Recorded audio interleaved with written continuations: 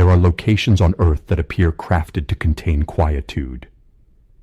Antarctica stands as one such place. A landmass so vacant and so immense that even ideas seem to move more sluggishly there, as though the expanse itself carries mass. Well before the initial research outpost was constructed, and well before satellites sketched its pale contour from space, it stood as an empty form at the globe's base. A frigid edge on ancient charts, a broad expanse where fancy roamed unchecked, because no other thing could endure. However, in that total quiet, an object emerged, something shadowy, something edged, something that ought not to be in a terrain shaped solely by breeze, frost, and eras. As the earliest satellite pictures started spreading through discussion boards and scholarly repositories, they displayed a silhouette that caused even doubtful intellects to halt. A keen triangle emerging from the frost, a form so exact and so pristine that individuals failed to concur on what they observed. Some maintained it was a nunatak, a summit sculpted by icy wear into an apparently flawless shape. Others gazed more intently at the blurred snapshots and sensed a minor disturbing tightness in their torso. They were gazing at a symmetry that did not pertain to the organic realm, a symmetry that echoed forms discovered in wastelands, rainforests, or old deluge flats. A symmetry more ancient than documented chronicles. Prior to advancing deeper into the unfamiliar, tell me the location from which you are tuning in and what time of day catches you. And keep in mind, the images presented are merely reflections to assist in picturing the realm we are delving into. We appreciate your presence and your backing of this evolving voyage. The notion ought to have been rejected swiftly. Antarctica ought to be the final spot on Earth where an edifice could persist for millennia. It is a region that obliterates all things subjected to its chill. Rock fractures, steel rusts, any human element is wiped away nearly instantly by tempests that slice over the highland with unseen edges. And still, there it stood, a somber form gazing back via the frost, with borders too purposeful for ease. The rational account arrived promptly, but rang hollow. Glaciers sculpt peaks constantly. They stated that cycles of freezing and melting can hone crests into tips. Illumination and shade can generate deceptions. Yet there was a pause in those accounts, a faint quiver under the assurance, since even specialists grasped how uncommon it was for the environment to produce an item that mimics purpose so accurately. Individuals globally responded similarly. A short instant of incredulity succeeded by a profounder, more personal inquiry. What if this outline is no deception? What if this serves as proof of a segment in human chronicles we have yet to unveil? A segment entombed beneath leagues of frost long prior to our most archaic tales commenced. Nobody desired to leap to judgments, but nobody could disregard the disquiet as well. Antarctica is not meant to serve as a birthplace of society. It is intended to be pristine, unlivable, and static. A spot where chill safeguards void, not recollection. So why does a region that ought to conceal naught display a form that appears indisputably crafted?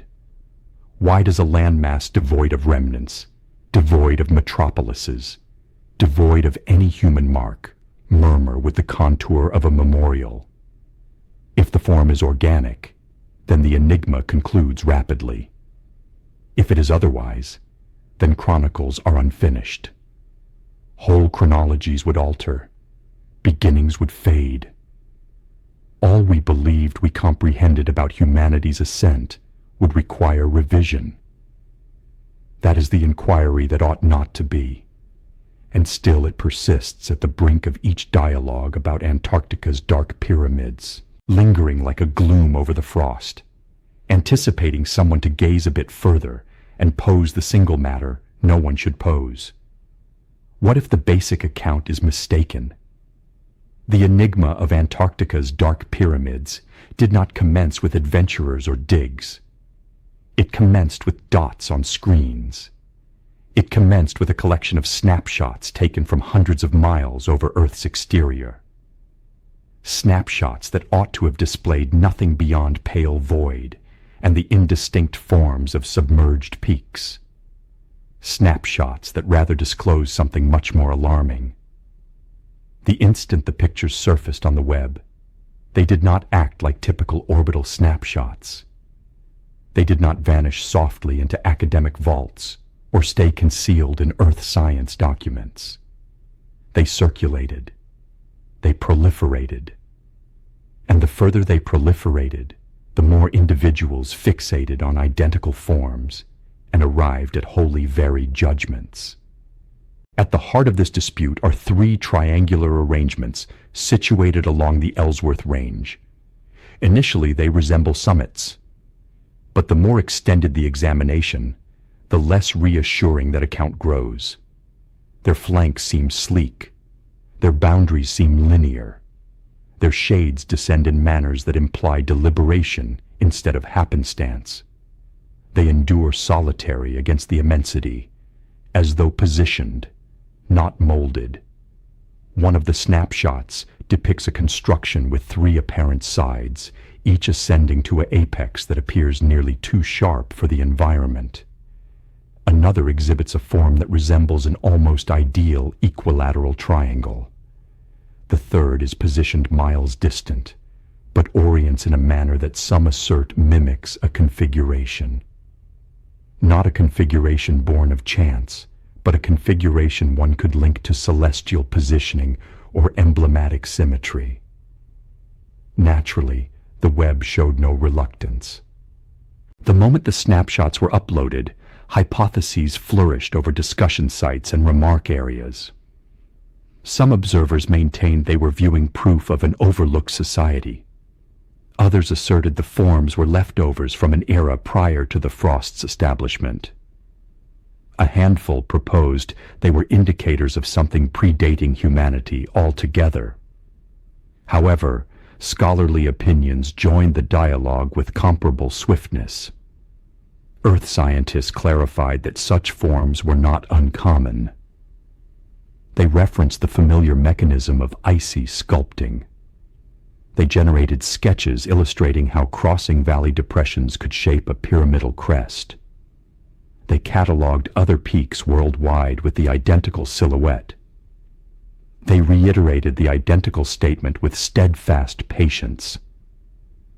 The environment can produce flawless symmetry. But these accounts did not resolve the matter. Rather, they prompted fresh inquiries.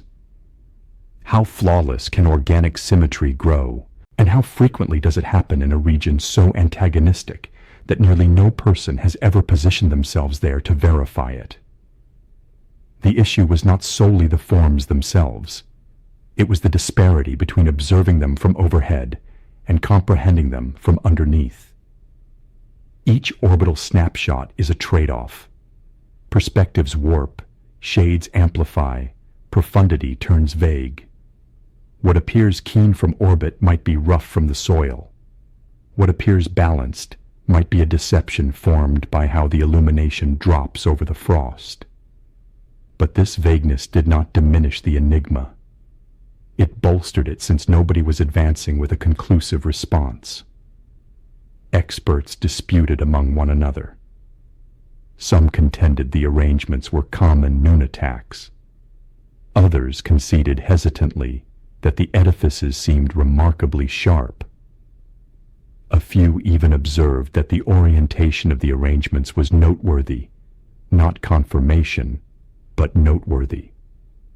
The dispute quickly escalated into a clash between two perspectives. On one flank were those who rely on the recognized mechanisms of the planet. They hold that Earth science accounts for all, and that the onus of verification rests wholly with anyone advancing remarkable assertions. On the opposing flank were those who hold that the past is much odder than manuals indicate. They contend that even scholarship is restricted by the presumptions it commences with. If we presume no archaic society persisted in Antarctica, then we view every form as organic automatically. But what if that presumption is erroneous? The strain between these outlooks grew evident in each conversation regarding the snapshots. A scholar might declare, "The inclines seem too precipitous to be man-made." A speculator might retort that old societies could have erected edifices we yet cannot clarify. A doubter might assert the snapshot clarity is too poor for evaluation. An advocate might counter that the sharpness is ample to display purposeful corners, and beneath each contention is a subdued, disturbing likelihood. The likelihood that neither flank is fully accurate, that the edifices are not mere peaks and not inevitably the creation of an archaic society either. They might be something different, something that fits no current grouping, something we have not yet labeled. The dispute became even more intricate when improved editions of the snapshots started spreading. Some modifiers boosted the distinction. Others honed the boundaries. Still others attempted to eliminate warps caused by air or frost shine. Each altered snapshot uncovered fresh particulars. Some of those particulars appeared to bolster the pyramid theory. Others appeared to reject it, but no addition resolved the issue. At a certain juncture, virtual analysts tried three-dimensional recreations of the arrangements. Employing programs that approximate depth from shade variations, they generated representations that appeared astonishingly structural. Ideal inclines, outlined sides, corners near precise 90-degree crossings. However, when expert Earth scientists assessed the representations, they rejected them as deceptive. Too many suppositions, too much estimation, too much reliance on dots formed by calculations rather than actuality. And yet the inquiry persisted. What are these edifices? Formal study teams provided no conclusive probe. The site is distant. The ground is perilous. The weather is merciless. Any venture would demand vast financing and weeks of readiness. Authorities do not perceive the merit in dispatching groups to verify if a peak is a peak. Educational bodies cannot validate the expense. Independent organizations cannot obtain approval. And thus the dispute lingers in a paused condition. The snapshots reside in the communal realm accessible for anyone to scrutinize. The understandings increase. The enigma intensifies not because proof is absent, but because the proof declines to comply. It is too keen to reject and too indistinct to affirm. It resides at the frontier between conviction and doubt. That is why this enigma persists. It does not provide lucidity. It provides strain.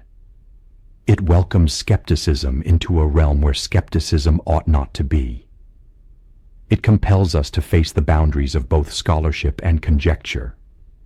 It demonstrates to us that occasionally the reality is not concealed by purpose, but concealed by situation, by remoteness, by frost, by the plain reality that nobody is prepared or capable to proceed and examine personally.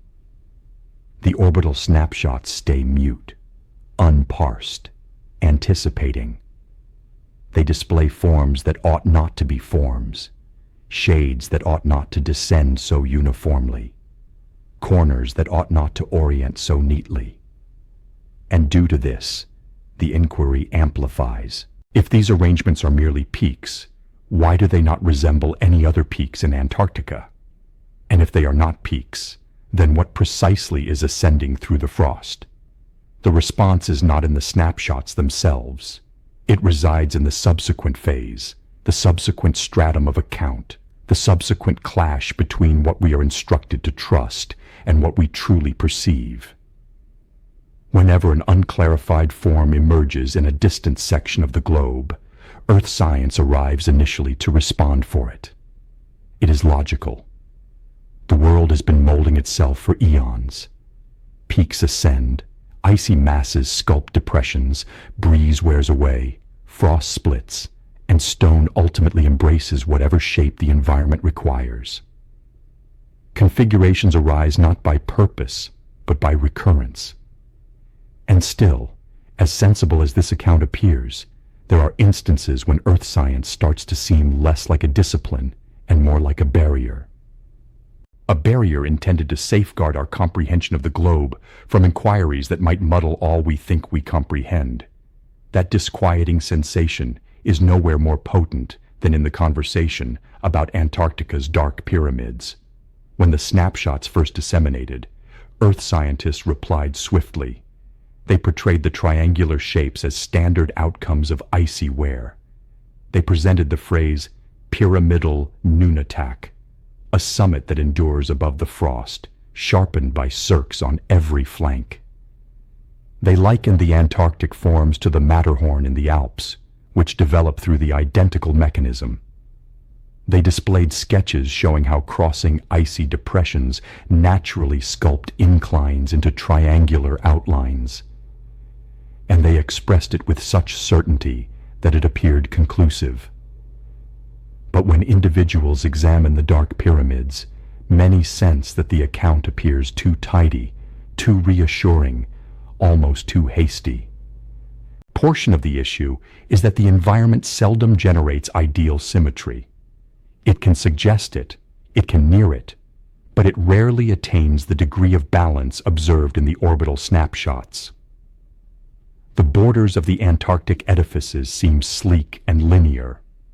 The corners ascend with uniformity. The sides appear as if they were fashioned with intent rather than by the gradual mishaps of eras. Even Earth scientists who support the organic account concede in private that the arrangements seem uncommonly sharp. This is where the dispute turns odd. Those who challenge the organic source of the pyramids do not refute Earth science. They merely highlight that not all Earth science is equivalent. The world is filled with organic traits that defy anticipations. Hexagonal basalt pillars, round impact depressions, frost caverns that shape arches resembling temples. The planet is able to produce marvel, but it is also able to generate arrangements that appear nearly purposeful. So the inquiry is not if the environment can produce forms. It is if the environment can produce these forms in this location with this degree of accuracy. One contention frequently employed in the earth science defense is that the Antarctic pyramids merely appear ideal due to how frost accumulates on their exteriors. Sleek frost can conceal irregularities and amplify balance. Shades can hone corners. Low-clarity snapshots can smooth jagged borders. In other terms, the idealness is a deception, a ruse of viewpoint, a misapprehension formed by distance. But this account works both directions. If frost and shade can mask flaws, they can also mask purposes. What if the frost conceals particulars that are not Earth-related at all? What if the shades disclose more than they hide? What if the restrictions of the snapshots obscure something that only grows visible when the intellect retreats and contemplates the broader likelihood? The further detractors delve into the earth science account, the more it starts to ring like a standard response rather than a assured one. A judgment arrived at not because proof backs it completely, but because the option is too upsetting to contemplate. Earth science offers security. It stops the fancy from venturing where chronicles favor it not to venture. But even inside earth science, discrepancies surface. The inclines of the Antarctic pyramids appear too uniformly worn for edifices that ought to have withstood millions of years of severe climate. The corners seem too consistent compared to adjacent arrangements. The orientation of the forms prompts inquiries about organic mechanisms that ought to yield randomness, not configuration. And maybe most crucially, the terrain surrounding the pyramids does not display the identical level of molding one would anticipate if icy masses had sculpted these ideal shapes. If icy wear can produce near-ideal pyramids, why did it not produce comparable forms over the whole area? Why do these arrangements stand out so strikingly? Why are they so confined? Why do they seem so detached in a location where frost ought to have sculpted all things uniformly? The further we examine, the more the earth science account turns into a delicate equilibrium. It can explain some traits, but not all. It can reject some oddities, but not others. It can supply background, but not lucidity. There is also a mental aspect involved. When scholarship meets an uncommon occurrence, it usually presents the most basic account first. This is a logical approach. Remarkable assertions demand remarkable proof. But the most basic account is not always the accurate one. Occasionally it is merely the one that seems most reassuring, the one that does not demand revising sections of our comprehension. And still, chronicles repeatedly demonstrate that the most basic account is frequently overturned. Meteorites were rejected as legend until scholars affirmed stones could descend from the heavens. The notion of landmass movement was ridiculed until plate movement confirmed it actual. Archaic edifices once thought unattainable for early societies proved to be fully within their abilities. Repeatedly, agreement surrenders to proof that was once deemed too troublesome to embrace. So when earth science states the pyramids are peaks, but the snapshots display edifices that resemble nothing like standard Antarctic peaks, doubt increases. Not disbelief, but interest. The identical interest that advances scholarship. There is also the disquieting reality that many significant findings commence with specialists being incorrect, not because they lack comprehension, but because their comprehension was partial. Each discipline of scholarship has unseen areas shaped by the presumptions it begins with, and earth science presumes that Antarctic terrains contain no human chronicles at all. So any form uncovered there must be organic. That presumption molds understanding long prior to proof, is scrutinized. If one commences with the conviction that Antarctica has no human background, one observes only peaks. If one commences with an unclosed inquiry, the forms grow less assured. This does not indicate the dark pyramids are man-made. It indicates the earth science account is not above challenge. And that is where the strain resides between what we anticipate to observe and what we truly observe. Between the accounts we embrace and the likelihoods we decline to contemplate. For the present, earth science has presented what it can. A concept grounded on organic mechanisms, a sensible theory. But the contention stays partial. Too many particulars stay unaddressed. Too many inquiries stay unclosed. Too many traits stay suspiciously accurate. The dark pyramids do not fit cleanly into the structure scholarship favors. They press against the limits of what earth science can reassuringly clarify. They murmur of something, a form so exact and so pristine that individuals failed to concur on what they observed. Some maintained it was a Nunatak, a summit sculpted by icy wear into an apparently flawless shape. Others gazed more intently at the blurred snapshots and sensed a minor disturbing tightness in their torso. They were gazing at a symmetry that did not pertain to the organic realm.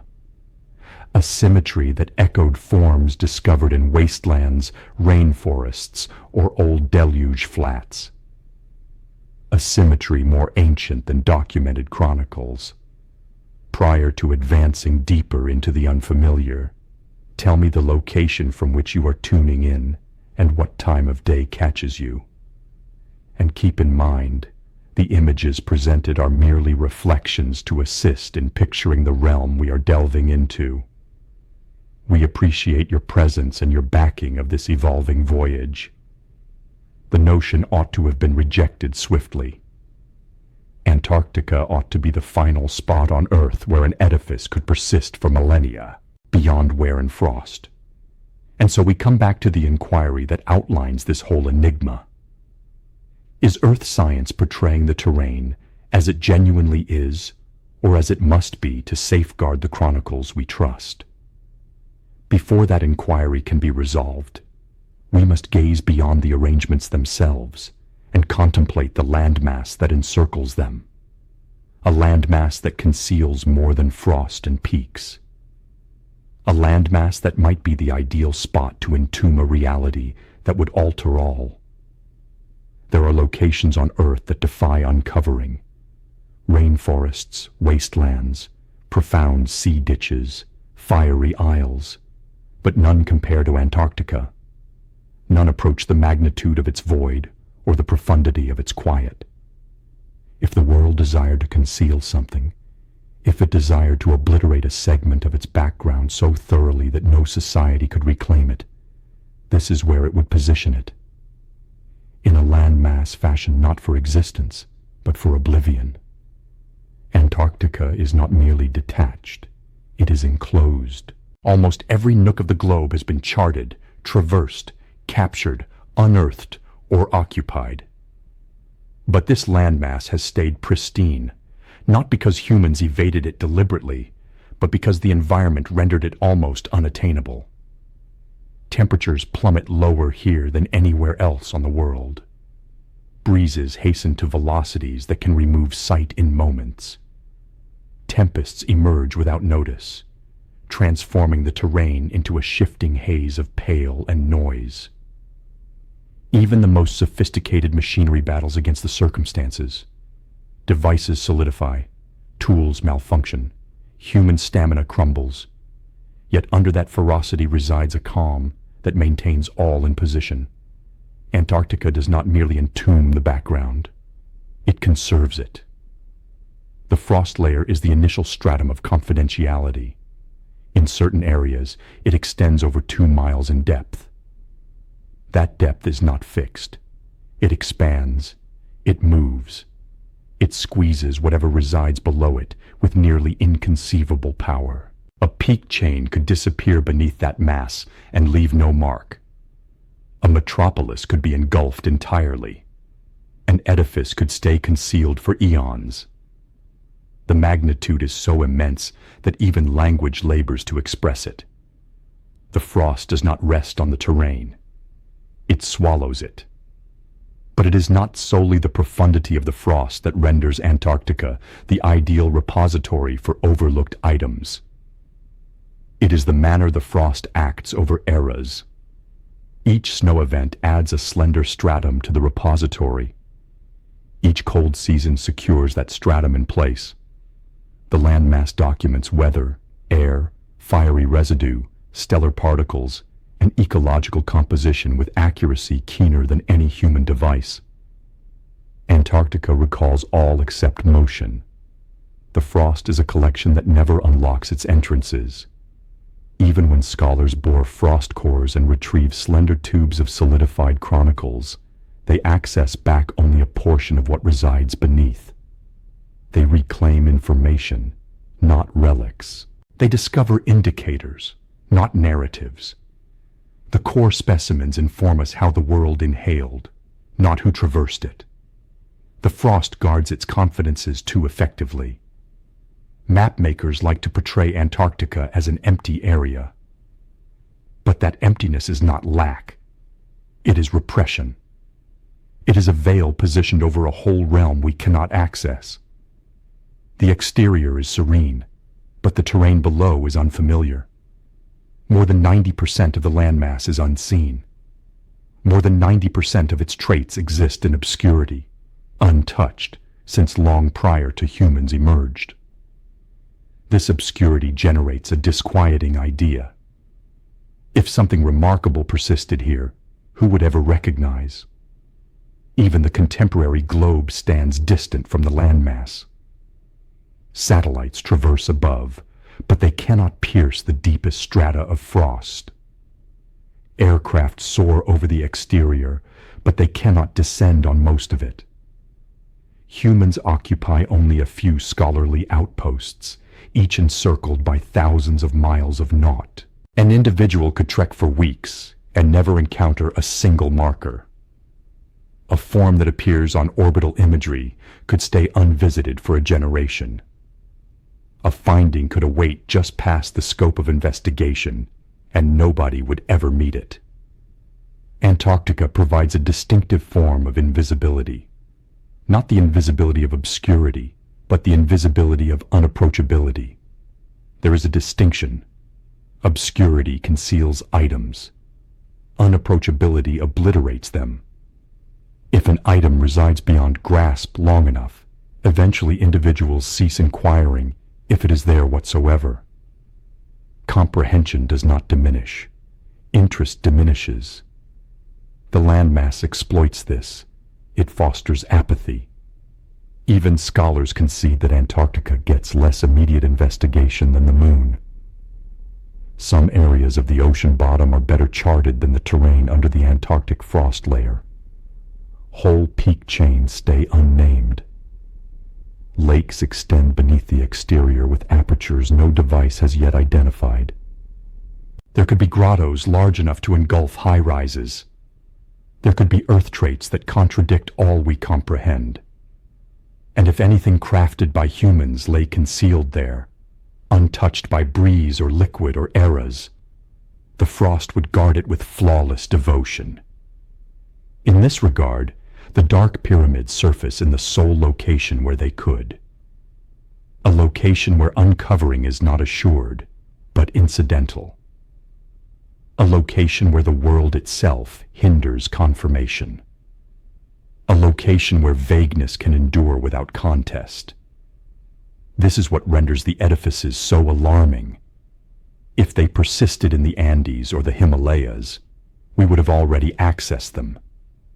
We would have scrutinized them, gauged them, contacted their exteriors, examined their makeup.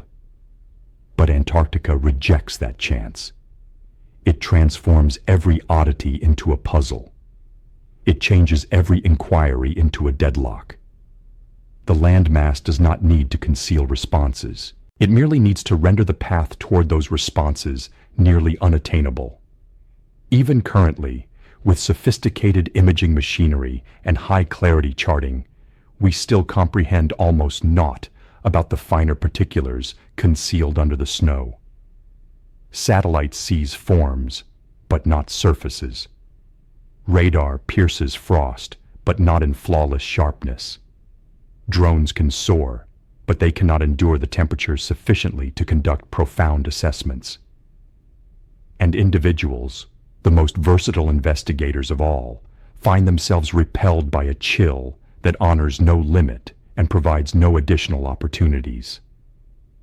This restriction compels us into conjecture, not because we favor conjecture, but because it is the sole choice available when half the landmass is sealed away from view. We must envision what we cannot access. We must pose inquiries without anticipating responses. And the further the frost declines to disclose its confidences, the more meaningful each unclarified form becomes. Antarctica possesses authority not because of what we comprehend about it, but because of what we cannot comprehend. It obscures the boundary between likelihood and unlikelihood. It permits contradictions to coexist. It allows enigmas to stay unresolved. When we examine the dark pyramids, we are not solely examining items within the terrain. We are examining the impact the terrain has on our assurance. It destabilizes the confidence with which we outline the background. The landmass generates the ideal platform for something remarkable to persist without confirmation, too distant to probe, too perilous to unearth, too immense to scour, too mute to refute any assertion. And so an inquiry expands in the area between visibility and invisibility. If something notable did reside under the frost, If some edifice or relic or recollection of an overlooked era persisted here, how would we ever locate it? And if we cannot locate it, how can we be assured it was never there whatsoever? Human beings have always resided within configurations. We fashion them. We hunt for them. We depend on them to comprehend a globe that seldom clarifies itself. The ascending sun turns into a loop. A sequence of tempests turns into a period. An odd coincidence turns into an omen. Whether we are aware of it or not, the intellect is always extending outward, attempting to locate forms in the disturbance. It is an endurance impulse, as ancient as cognition itself. So when the snapshots of Antarctica's dark pyramids disseminated across the globe, it was no astonishment that individuals started to perceive something beyond peaks. They perceived configurations. They perceived recognition. They perceived reflections of edifices constructed thousands of years prior by societies that ought to have shared naught with one another. But the inquiry that lingered above all the conjecture was basic. Are these configurations envisioned, or are they recollected?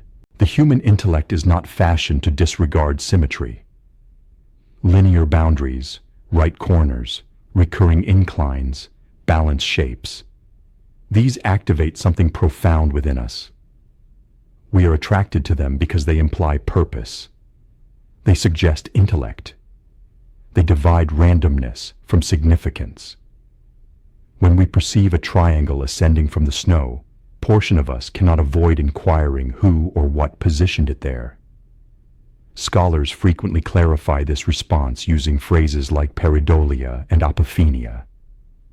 Pareidolia is the inclination to perceive familiar shapes, where none persist, like visages in vapors or forms in stone. Apophenia is the wider inclination to locate configurations in arbitrary data. Both are genuine mental effects. Both affect the manner we understand the globe. But they are not the complete narrative. They are not clarifications. They are cues that the intellect is dynamic even when the globe is mute. And occasionally the globe is not mute whatsoever.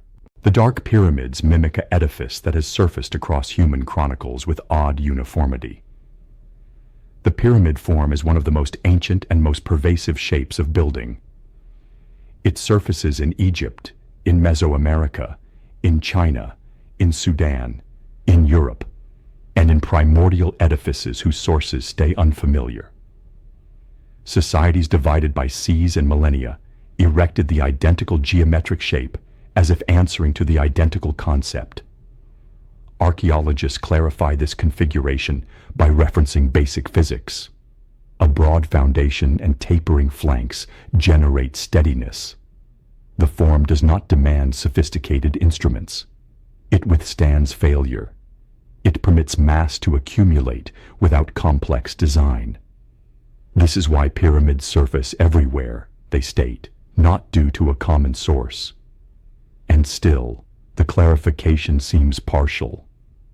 Societies across the globe did not solely erect pyramids. They erected them with celestial orientations. They erected them with emblematic significance. They erected them because the shape bore importance. It symbolized peaks, deities, origin legends, universal order. The form did not solely serve edifice. It served recollection. So when individuals perceive pyramid-like shapes emerging from the Antarctic frost, their responses go beyond impulse. They go toward recognition, toward something primordial, toward something common. The shape communicates to something that appears more ancient than any society we can label. This is why the mental clarification, though useful, cannot reject the profounder inquiry.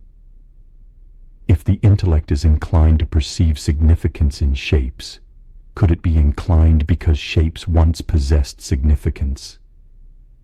Could the acknowledgement itself be a sort of reflection, a dim mark of a narrative so ancient that it endures only as an impulse. The likelihood is disturbing. It implies that configuration acknowledgement might not solely be a biological response. It might be a recollection of something humanity experienced long prior to documented chronicles commenced. When we scrutinize the mental disputes encircling the Dark Pyramids, we meet a contradiction. The further we attempt to demonstrate that the shapes are organic and our responses are unreasonable, the more authority we grant to the response itself. If humans react so intensely to the shape of a pyramid, why would that shape surface in a location that ought not to hold any marks of society or design? Why that shape? Why that symmetry? Why here? The intellect withstands randomness, not because it is defective, but because randomness seldom portrays actuality. The cosmos has order integrated into its base. Stars shape configurations. Streams follow foreseeable routes. Peaks ascend according to guidelines. And existence develops through structures that recur across types. Configurations are not deceptions. They are the tongue of being. So when individuals examine the Antarctic arrangements and sense the attraction of acknowledgement, it is not folly. It is acuity. It is consciousness.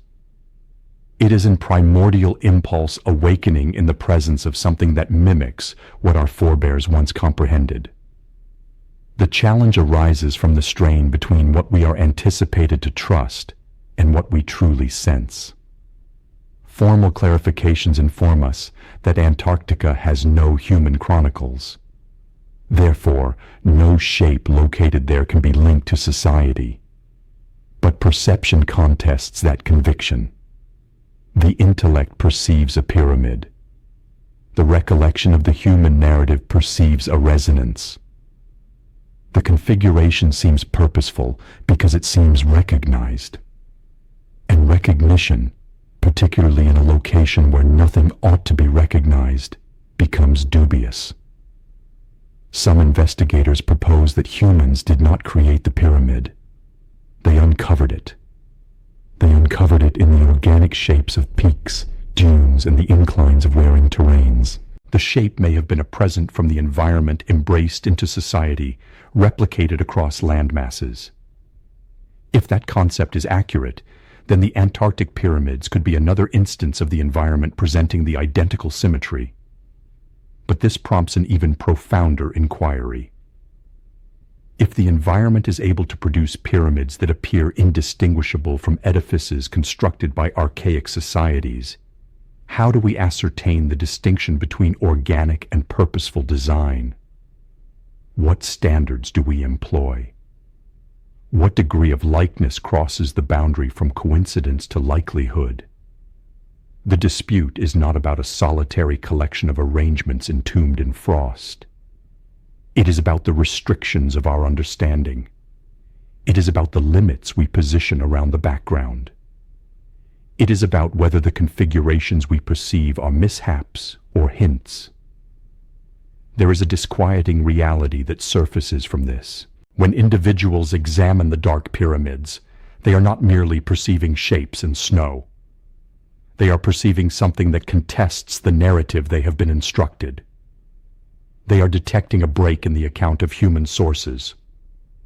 They are facing the concept that society may not have commenced where our manuals state it did, that it may not have commenced when our timeline state it did. This is why the dispute is so enduring, not because the proof is lucid, but because the shape itself declines rejection.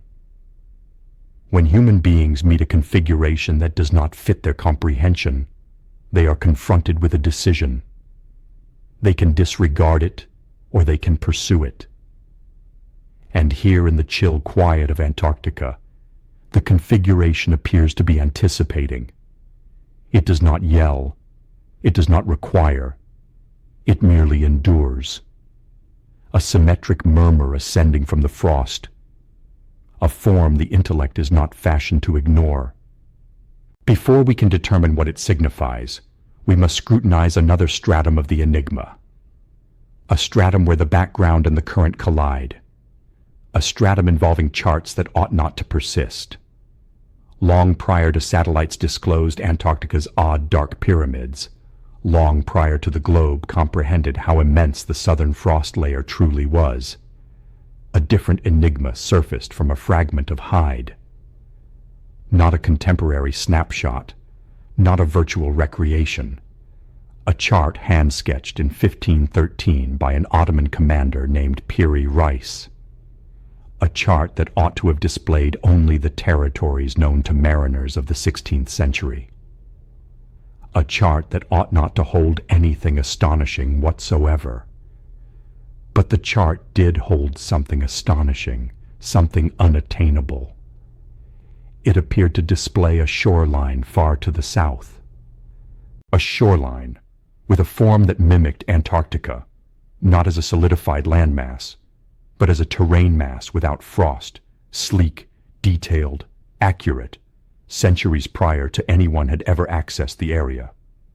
Initially, this assertion sounds overstated. An ancient chart is a delicate item. Pigment diminishes, boundaries warp, understandings alter.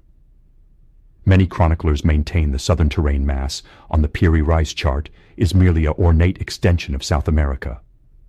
Decorative, emblematic, misconstrued. But the further academics inspected the parchment, the more challenging it grew to reject the southern form as happenstance. Its silhouette curved like Antarctica's Queen Maud Land. Its dimensions matched outlines that contemporary radar would not affirm until the 20th century. It suggested a realm unfamiliar to the map-makers of the Renaissance. This is where the dispute encircling the chart becomes as split as the one encircling the dark pyramids. Some investigators contend that Piri Reis had access to older diagrams now vanished. Diagrams supposedly fashioned by primordial seafarers who charted the globe long prior to documented chronicles. Others contend that the likeness to Antarctica is incidental and that no one in 1513 could conceivably have known such a landmass persisted. But the inquiry declines to resolve. If the chart truly displays Antarctica, two issues surface immediately. The first is that the landmass was not formally uncovered until 1820. The second is that even if someone had glimpsed the territory earlier, they would have observed only frost. Antarctica has been blanketed in frost for eons. There is no account of a period in human chronicles when the shoreline could have been charted free of frost. Unless the charting occurred not in human chronicles as we comprehend it, but far earlier. This concept is one that conventional chroniclers evade, but alternative investigators delve into with uncommon resolve. They reference minor textual annotations penned by Piri Reis himself. In the edges of the chart, the commander clarifies that he sketched his diagram using older parchments, some of which he trusted dated back thousands of years. He does not label the societies that fashioned them. He only declares that they were primordial, that they were precise, that he relied on them. This confession alone prompts an inquiry so vast that it reshapes the whole dialogue. Who fashioned the original charts? And how could those individuals know the form of a shoreline entombed beneath miles of frost? Scholars present one feasible clarification. They propose that the likeness between Queen Maud Land and the southern terrain mass on the chart is surface level. That the curves align only because the human intellect desires them to align. That Piri Reis may have merely extended the shoreline of South America because early investigators trusted the two land masses might be linked. It is a sensible contention, but it does not clarify why the form on the chart mimics contemporary radar imagery more closely than early colonial charts. It does not clarify why other components of the chart contain startling precision regarding the Caribbean and Africa, suggesting the mapmaker was working from advanced source material. It does not clarify why the southern terrain mass, appears to have been sketched with assurance rather than conjecture. The doubt encircling the chart compels us to think beyond mapping. It invites us to contemplate whether the background was more intricate than we presume. Perhaps primordial mariners voyaged farther than we trust. Perhaps they developed techniques of navigation that have been vanished. Perhaps there were societies that ascended and descended before the communities we examine today. Societies that may have held comprehension we now consider as contemporary. None of these concepts can be demonstrated with assurance, but they cannot be rejected either. The most disturbing aspect of the Peary race chart is not its precision, but its suggestion. If the southern landmass on the chart is indeed Antarctica, and if it was charted before it was entombed in frost, then humanity is not the first kind on this world to achieve exploration and mapping on a worldwide scale. Someone else preceded us. Someone with the capability to chart shorelines that predate our whole comprehension of Earth chronicles. And if that is accurate, then the dark pyramids in Antarctica begin to appear less like oddities and more like remnants. Proof not of detached enigma, but of a methodical configuration. A configuration suggesting that something meaningful once happened in regions now unapproachable. A configuration hinting that the southern landmass may have played a role in a segment of Earth's chronicles that has been obliterated almost entirely. None of this demonstrates the pyramids are man-made, but it complicates the contention that they must be organic. If a chart from 500 years prior may contain data far older than itself, then how many other fragments of the background remain concealed in plain sight? How many hints lie scattered across relics, scripts, remnants, and terrains waiting to be re-understood? The Peary race chart stands at the boundary between accepted chronicles and prohibited conjecture. It does not supply responses. It supplies pressure. It presses against the walls of the narrative we have been instructed. It implies that the globe once appeared different from how we envision it.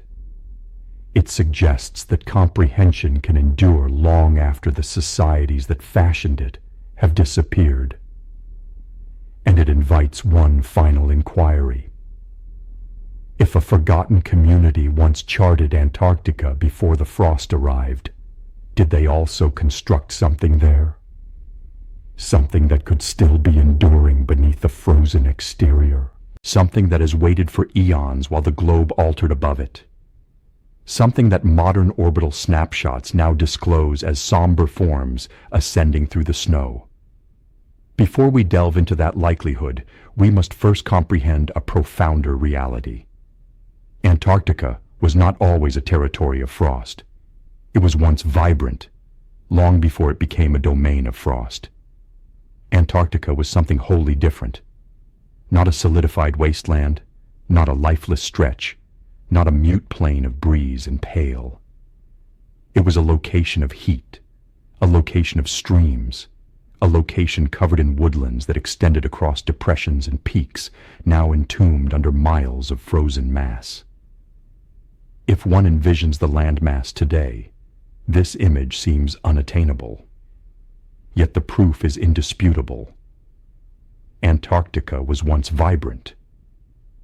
Scholars uncovered this reality not through conjecture, but through strata of deposit trapped deep under the frost.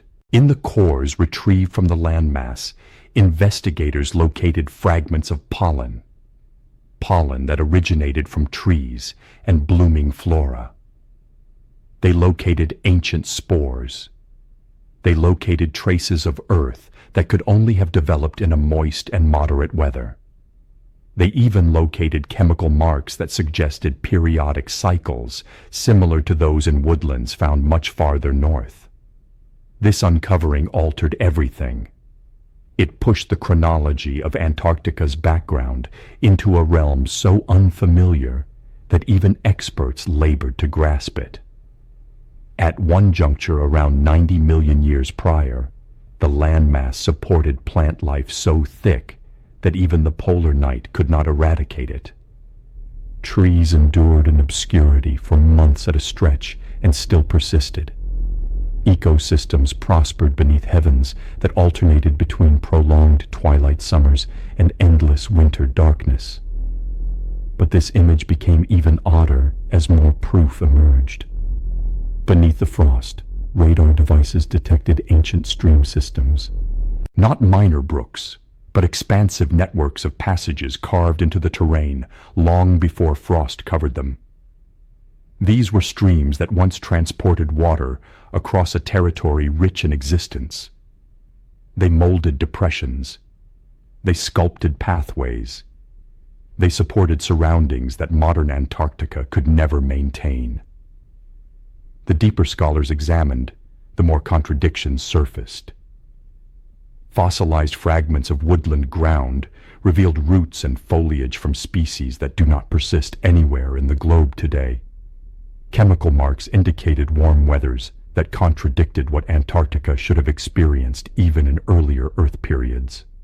Something in this narrative felt misaligned, as though the landmass had lived through alterations far more dramatic than mainstream models could fully clarify.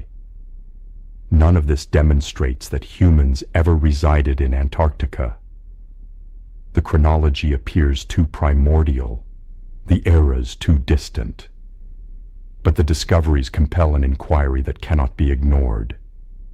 If Antarctica was once warm enough to sustain woodlands and streams, how many other eras of warmth persisted? How many periods of livability have been overlooked? How many shifts between warm and frozen realms have occurred without leaving clear accounts? We often envision the globe as stable, but Antarctica discloses a different reality. Land masses shift. Seas ascend and descend. Weathers transform on scales that obliterate entire terrains. It is not unattainable to think that earlier warm periods persisted more recently than we trust.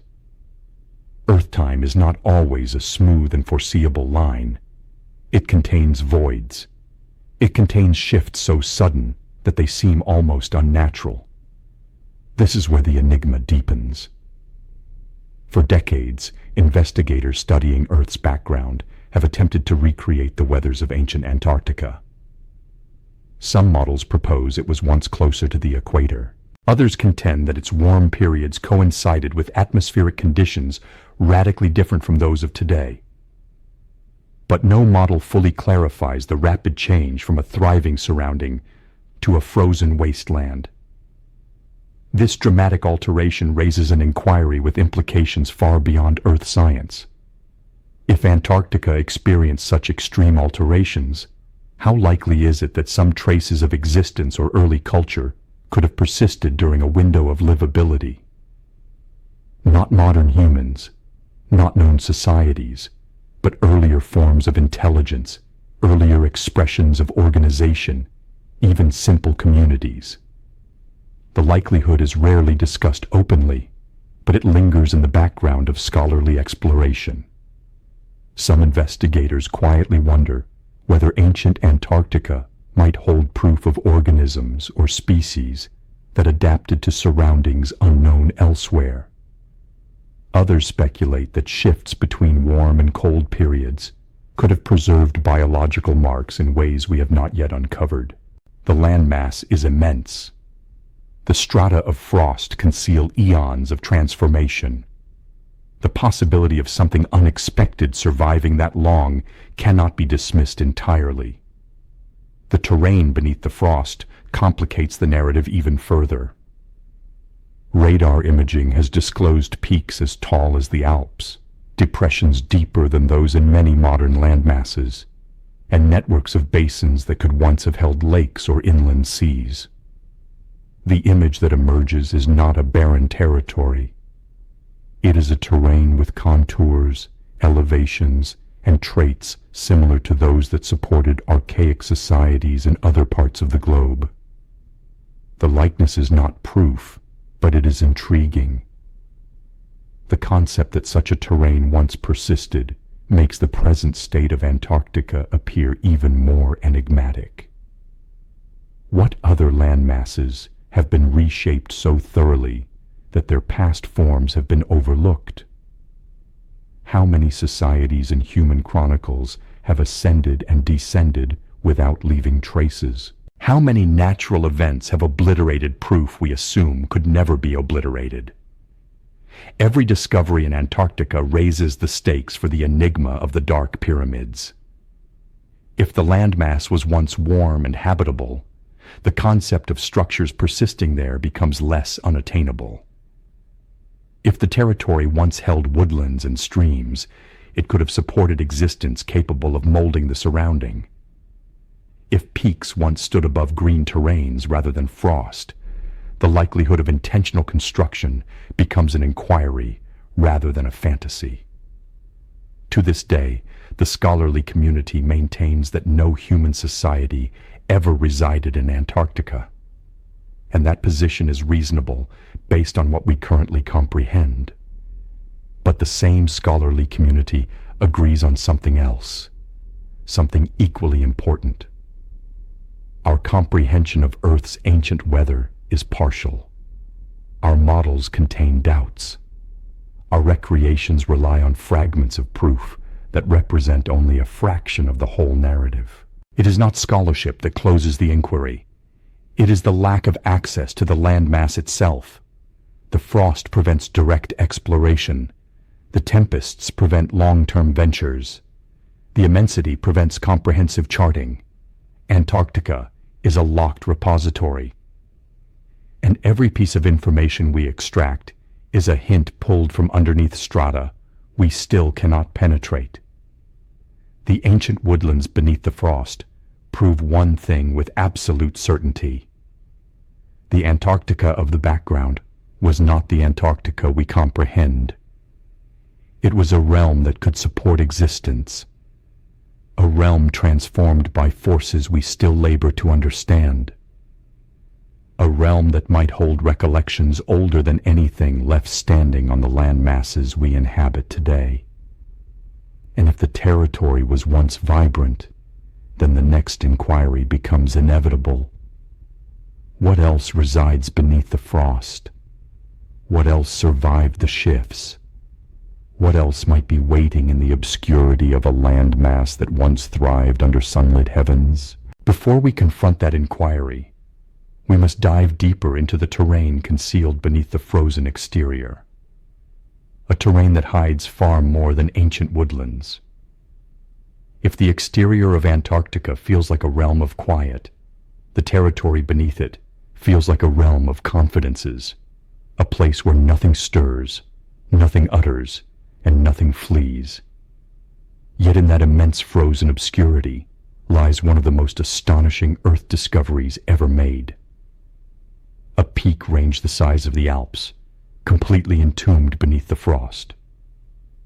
A range so large, so sharp, and so unexpectedly young that scholars struggled to accept its persistence when it was first detected. These are the Gamburtsev Mountains, a hidden realm inside a hidden realm. Their uncovering began not with the eyes of adventurers, but with instruments that listened to reflections. Radar pulses were dispatched down into the frost, and what returned was not the flat bedrock scholars expected.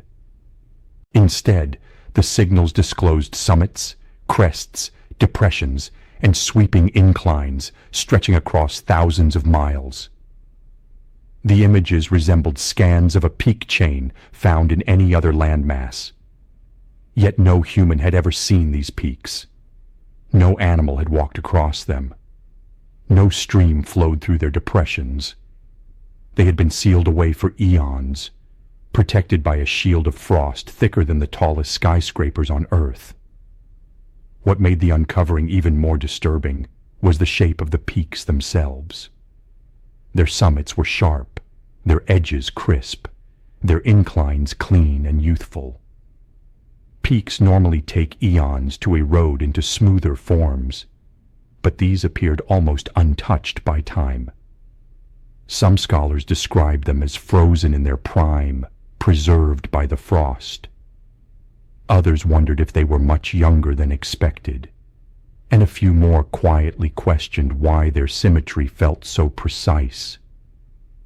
This is where the enigma deepens. The Gomburtsev Range does not resemble the kind of distorted or worn-down bedrock one might expect beneath 3-kilometer frost.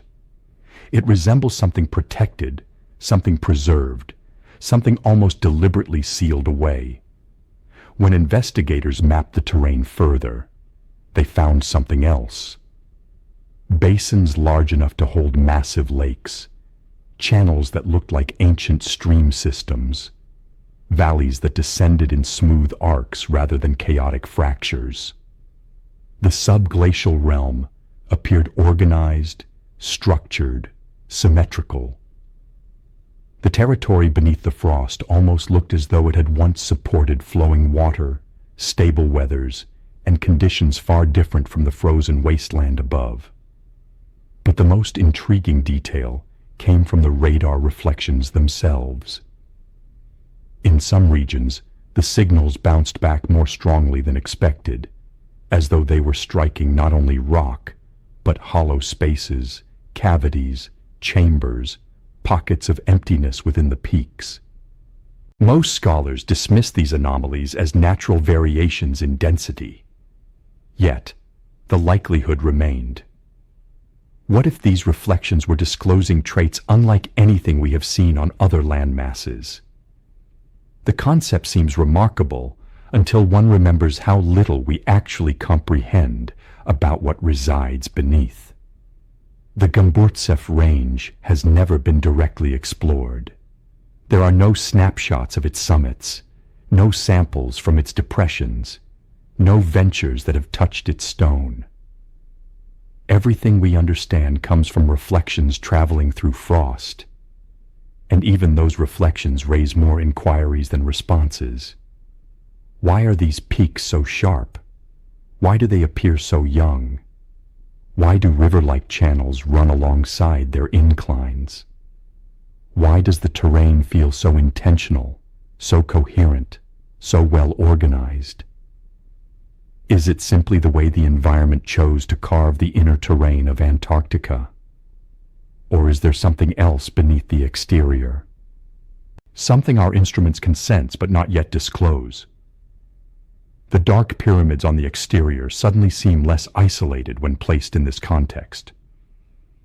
If a hidden peak range can remain completely unknown until the 21st century, what else might be concealed beneath the frost? If the territory beneath Antarctica can hold depressions, streams, basins, and summits untouched for eons, what prevents it from holding structures as well? The surrounding is perfect for preservation. The frost is stable. The temperature is consistent. The obscurity protects everything beneath it from erosion, weathering, and decay. In this sense, the Gomburtsev Range does more than challenge earth science. It challenges imagination. It forces us to consider the likelihood that Antarctica may not be a blank wasteland, but a vault, a place designed by the environment to store the background in strata so deep that only the most precise instruments can detect them. There is also the inquiry of orientation. Some investigators notice that certain subglacial summits appear to form linear or triangular arrangements. Not perfect, not sharp enough to draw conclusions, but distinct enough to raise eyebrows. Natural arrangements often produce randomness, but these seem to hold traces of configuration. Again, not proof, but pressure. Skeptics contend that humans see configurations where none persist, that the brain creates meaning from noise, that the Gomburtsev Range is simply a peak range like any other, hidden beneath frost, and made intriguing only because it is inaccessible. Yet, even skeptics concede that the range should have eroded long before the frost sheet formed. Something preserved it.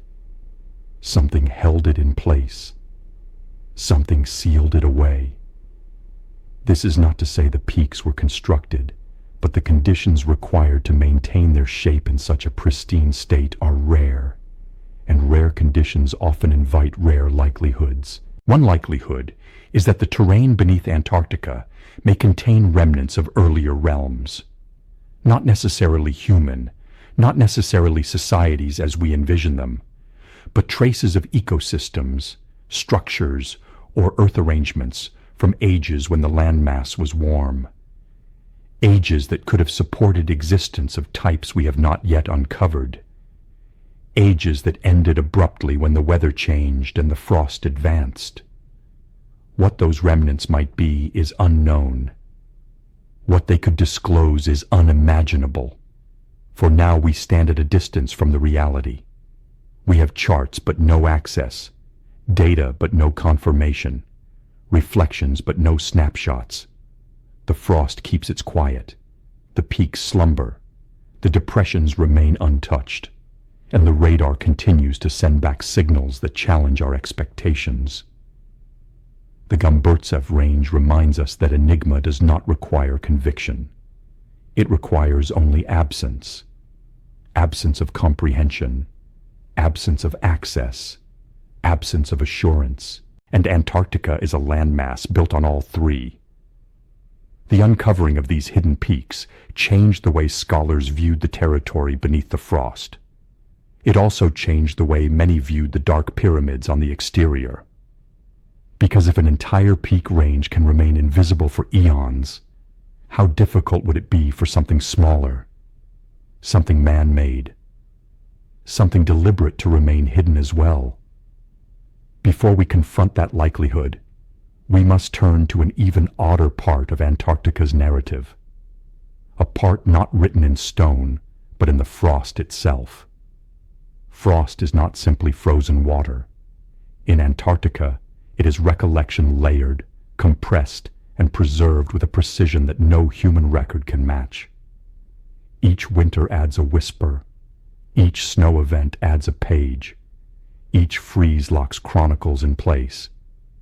Over time, these pages merge into a single repository stretching back hundreds of thousands of years.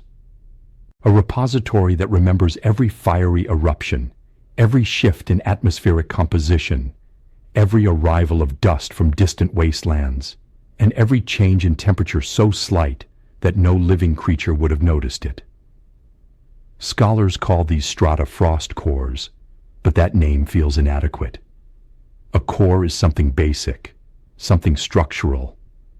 But these cylinders of frozen time are more than structure. They are narrative. They are proof. They are the closest thing to a planetary diary that humanity has ever recovered. When investigators bore into the frost of Antarctica, they are not performing earth science.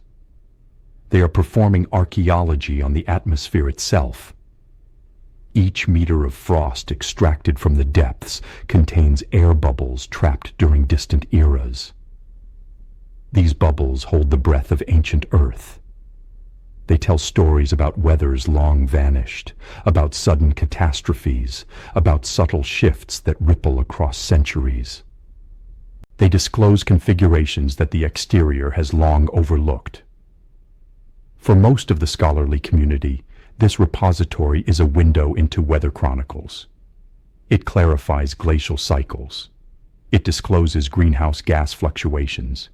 It maps the rise and fall of temperatures across time. But for those who look more deeply, frost cores pose a different inquiry. If the frost records everything, what does it say about the realm before the frost came? What hints remain from the shifts between warm and frozen ages? What traces of existence, phenomena, or even overlooked structures might lie encoded in these frozen strata? Occasionally, the frost discloses something unexpected. Thin particles of ash appear in places with no nearby fiery source. Strata of dust appear from land masses thousands of miles away. Chemical oddities emerge that do not match any known weather configuration. Most of these enigmas have reasonable clarifications, but not all of them. One of the most troubling features in the frost record is the presence of abrupt shifts. Temperatures rise or fall dramatically within a few decades, sometimes within a few years. These alterations are so extreme that even modern weather models labor to clarify them. If Antarctica once held existence, these shifts would have been devastating. They would have erased ecosystems, changed shorelines, and transformed terrains in ways that leave almost no trace on the exterior. This raises a likelihood that few confront openly. If an earlier warm age ended quickly, could it have entombed more than woodlands? Could it have entombed proof of something we have not yet considered? Something that would not decay easily, something that might still persist beneath the frost, untouched by time. Frost does not discriminate. It records whatever enters its domain. Dust, pollen, minerals, fragments of unknown origin, microscope, tends not to explore the unfamiliar, but to accept the consequences of finding something unexpected. Every scholarly field has its boundaries. Not the boundaries defined by the environment, but the boundaries shaped by funding, reputation, and the unspoken rules that determine which inquiries are safe to ask. Most scholarly discoveries happen at the edge of what is known, but not at the edge of what is acceptable. And Antarctica, with its unattainable shapes and entombed terrains, sits exactly at the point where scholarship becomes uncomfortable. The dark pyramids challenge earth science. The subglacial peaks challenge geomorphology. The ancient woodlands challenge weather models. The subglacial lakes challenge biology. And the concept that anything man-made might reside beneath the frost challenges everything at once. It is not that scholars refuse to look at the proof. It is that they cannot risk drawing conclusions that stand too far outside the established framework. In research, doubt is tolerated.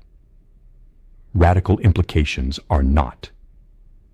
The dispute surrounding the Dark Pyramids discloses this strain clearly.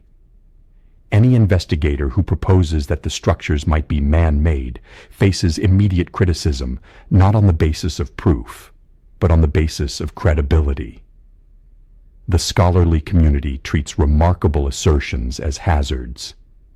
A single controversial statement can damage a career, reduce grant opportunities, and isolate an investigator from colleagues. As a result, conjecture is discouraged, even when the inquiries are legitimate. This surrounding creates a contradiction. Scholars are encouraged to explore the unfamiliar, but only if the unfamiliar remains within a predictable range. Antarctica does not fit that range. The landmass defies expectations. It holds oddities that resist classification, and it contains traits that could, under different circumstances, inspire bold theories, but instead, they inspire quiet. There are radar snapshots that show reflections inconsistent with solid rock. There are magnetic oddities that cannot be fully clarified. There are geometric configurations in the terrain that appear too orderly for random processes. And there are weather shifts in the frost core record, so abrupt that they challenge our models of natural variability. Each of these oddities is studied individually, but together they form a picture that many investigators are unwilling to assemble. This is not a failure of scholarship. It is the cost of its structure. Scholarship advances through careful steps, through repeatable experiments, through conclusions that can withstand scrutiny. But Antarctica does not allow those steps. It does not offer repeatability. It does not allow unearthing. It does not permit direct observation. The surrounding prevents the kind of data collection that scholarship requires to form confident conclusions. And in the absence of confidence, conjecture becomes dangerous. So the oddities are placed into categories that feel safe. Unusual earth science, rare atmospheric conditions, data noise, instrument calibration errors, natural coincidence. These clarifications are not dishonest. They are cautious, They protect investigators from the risk of stepping too far into doubt. Yet doubt is exactly where the reality often hides. Some scholars privately concede that certain traits beneath the frost are difficult to interpret. Some acknowledge that the radar reflections from specific regions resemble hollow structures more than solid terrain. Some confess that the magnetic configurations hint at arrangements that cannot be easily clarified by bedrock composition. But these concessions remain private. They appear only in conversations, in late-night discussions, in the margins of thoughts not written into papers. The hesitation is understandable. Suggesting that something man-made resides beneath Antarctica would not simply be a bold assertion. It would be a rewriting of the entire chronology of human society. It would imply that chronicles are missing segments, that comprehension has been lost, that the realm has overlooked an era that predates everything we consider ancient. Such a concept is not merely controversial, it is destabilizing. This is why the dark pyramids are often dismissed before they are scrutinized. Not because the shapes are uninteresting, but because the implications are too large. If the structures are man-made, then chronicles must be rebuilt from the ground up. If they are organic, the enigma dissolves. And because the organic clarification is safer, it becomes the default. But safety is not the same as reality. Scholarly reluctance also arises from the simple reality that Antarctica is inaccessible. To probe the dark pyramids directly, investigators would need to travel across thousands of miles of frost under extreme conditions using equipment capable of penetrating kilometers of frozen terrain. The cost would be enormous, the risks significant, and the justification difficult to defend. Institutions do not fund ventures built on conjecture. As a result, the enigmas remain untouched, not because they lack importance, but because they lack feasibility. This leaves the realm in a strange position. We have data, but no interpretation. We have oddities, but no conclusions. We have shapes on satellite snapshots, but no direct scrutiny. And we have a landmass that refuses to disclose anything more than fragments. To many scholars, these fragments are insufficient to form a new theory about human society, but to those who study configurations, who observe similarities across land masses, who recognize the reflections of overlooked narratives, the fragments are enough to justify curiosity, enough to justify inquiries, enough to justify the likelihood that something extraordinary resides beneath the frost. Yet curiosity alone cannot overcome institutional caution, and so the proof remains in a liminal space, not accepted, not denied, not explored, not clarified. This strain creates an atmosphere unlike any other scholarly enigma. It is not a lack of data. It is a lack of permission. Antarctica does not simply hide confidences. It prevents them from being asked. And behind this reluctance lies a fear far older than academia. The fear of uncovering something that forces us to reconsider everything we comprehend. If an ancient structure resides beneath the frost, the implications would be immediate and overwhelming. It would suggest that societies rose and fell long before documented chronicles. It would challenge presumptions about human evolution, migration, and technological development. It would force us to accept that progress is not linear. That comprehension can be lost, that the narrative of humanity is far longer and far more complex than we trust. This likelihood frightens investigators, not because it is unattainable, but because it is transformative. And so the scholarly community stands at a closed door, aware of the handle, aware of the weight behind it, but unwilling to turn it. The dark pyramids do not need to be proved man-made to serve their purpose. Their purpose is to challenge the comfort of certainty, to remind us that the realm is immense, that chronicles are incomplete, that our comprehension of the background is limited not by proof, but by access. Before we consider whether the pyramids could indeed be man-made, we must confront the final and most disturbing inquiry. What if the structures are real, and we are simply not ready for what their persistence would mean? There is a moment in every great enigma when the inquiries no longer point outward, but inward. When the proof becomes less important than the meaning behind it. When the dispute shifts from what is possible to what we are willing to consider. Antarctica brings us to that moment with an intensity few places on Earth can match. For 12 parts we have circled the edges of this frozen landmass. We have scrutinized impossible peaks, overlooked woodlands, ancient lakes sealed in obscurity, charts that should not persist, and scholarly boundaries drawn not by the environment, but by caution. At every step, the same presence has waited. The dark pyramids, mute, unclarified, defiant. And now the inquiry stands alone at the center of the narrative. What if the pyramids are real? Not organic arrangements, not misinterpreted shades, not coincidences of erosion or frost. What if they are exactly what they appear to be? Structures built with intent, built with intelligence, built in an age long entombed beneath the weight of time and weather. The inquiry does not require conviction. It requires imagination.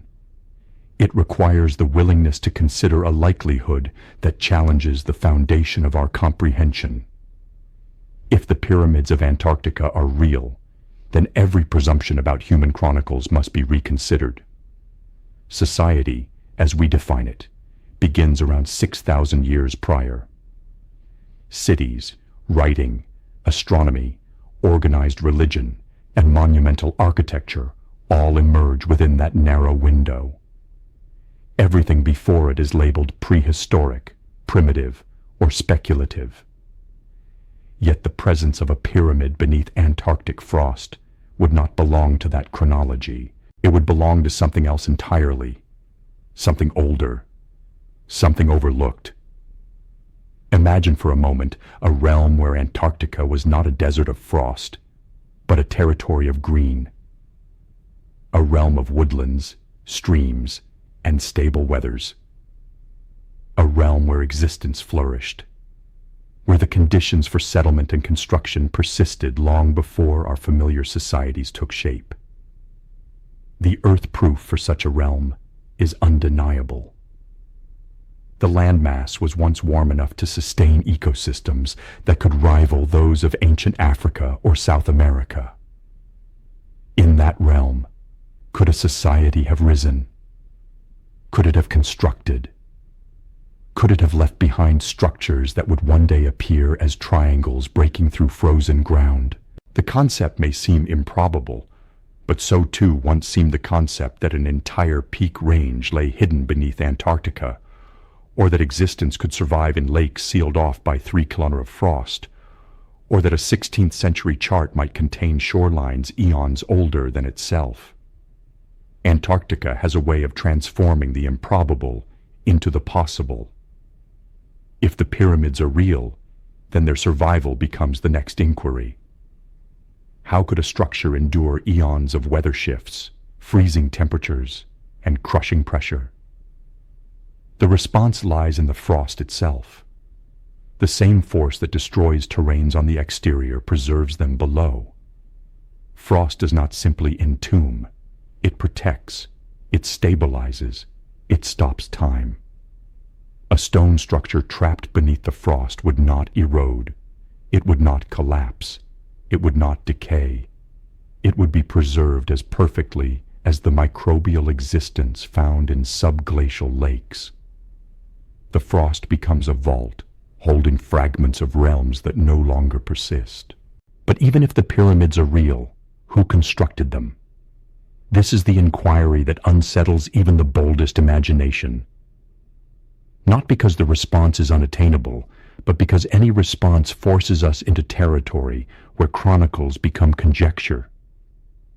If a society persisted in Antarctica, it would not fit into the familiar sequence of human development.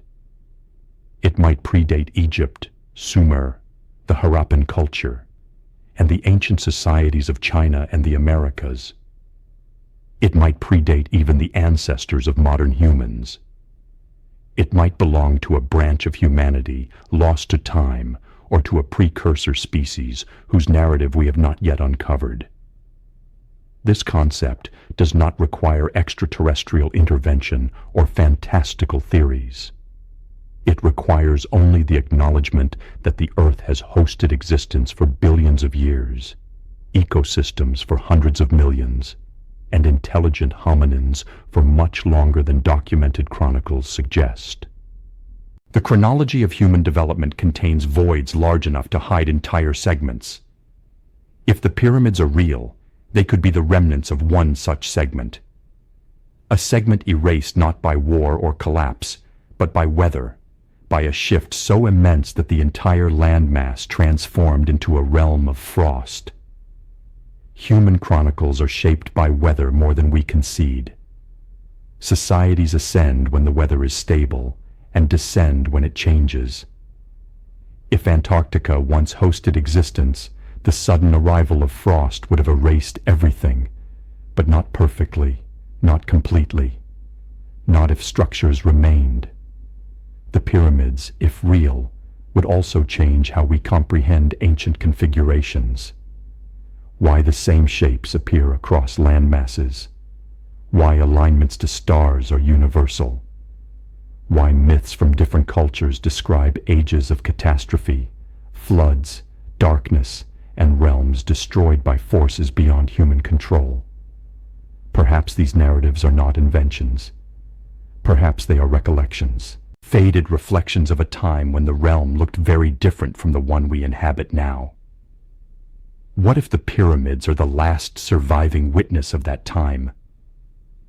This likelihood is not something scholarship can explore easily. Not yet. The frost is too thick, the surrounding too harsh, the landmass too immense and hostile for direct investigation. But the shapes remain. The shades persist. The geometric precision refuses to disappear. And so the enigma endures, waiting for the moment when technology, courage, or necessity finally pushes humanity to look beneath the frost. But beneath the scholarly implications lies something more profound, a reality about ourselves. The greatest enigmas of the realm do not frighten us because they are strange. They frighten us because they make us aware of how little we comprehend. They remind us that chronicles are not a completed narrative, but an ongoing uncovering.